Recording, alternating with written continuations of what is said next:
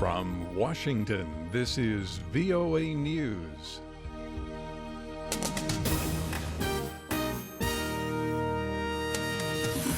I'm Dave DeForrest reporting a deadly crash, the wreckage of an Indonesian passenger plane with 54 people aboard, has been found in the rugged eastern province of Papua. The plane crashed Sunday while flying through bad weather. Officials say villagers found the wreckage in the mountains.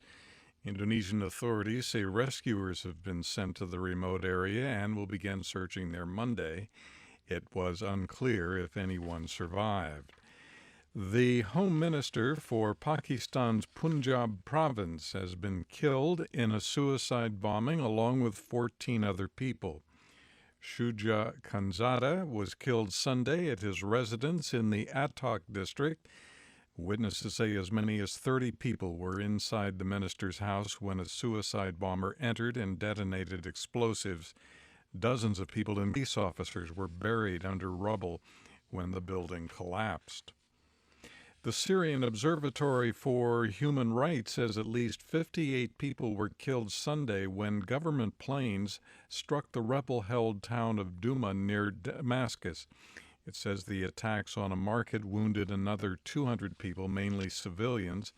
Opposition fighters in Douma have regularly traded fire with the Syrian military during the country's civil war, now in its fifth year. Also in Syria, on Sunday, a U.S.-backed rebel group says an al-Qaeda affiliate has released 7 of its members abducted last month.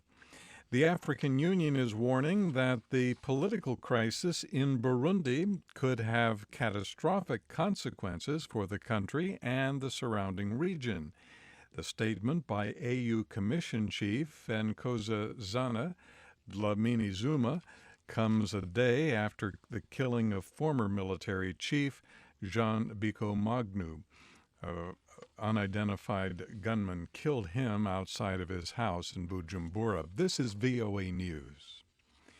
Iraqi Prime Minister Haider al-Abadi agreed Sunday with an investigative commission's recommendation to court-martial Iraqi commanders who withdrew from Ramadi earlier this year as the city fell to Islamic State militants. Mr. Abadi's decision to have the officers face military justice follows a batch of reforms he announced last week in an attempt to fight corruption and criticisms of ineffective government. In his latest reform, Iraq's Prime Minister Sunday reduced the size of his cabinet, eliminating some positions and consolidating others.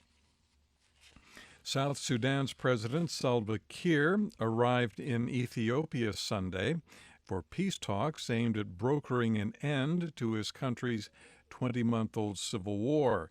Mr. Kiir's presence in Addis Ababa comes less than 2 days after he canceled the planned trip over concerns that rebel factions slated to participate in the talks had split apart and would not present a united front. He reversed himself, though, voicing fear that his absence from the talks would be seen as opposition to the peace process itself.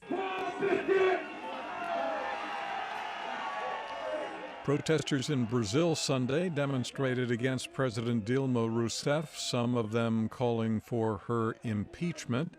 The demonstrators are unhappy with Brazil's faltering economy as well as a corruption scandal involving members of Ms. Rousseff's Workers' Party. Some media reports have numbered the demonstrators in the hundreds of thousands. Real estate mogul Donald Trump, the frontrunner in the race for the 2016 Republican presidential nomination, said Sunday illegal immigrants will have to leave the U.S. if he is elected. In an interview on NBC News' Meet the Press about his political views, Trump also called U.S. Secretary of State John Kerry incompetent for his negotiation of the Iran nuclear agreement. They are going to be such a wealthy, such a powerful nation. They're going to have nuclear weapons. They are going to take over parts of the world that you wouldn't believe. And I think it's going to lead to nuclear holocaust. And I will say this. The people that negotiated that deal, namely Kerry and his friends, are incompetent.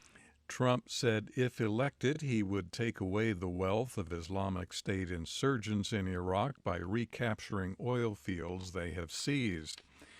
With a month left before the deadline for the U.S. Congress to vote on that accord limiting Iran's nuclear program, President Barack Obama appears to have lost his only chance to get any Republican support for the agreement.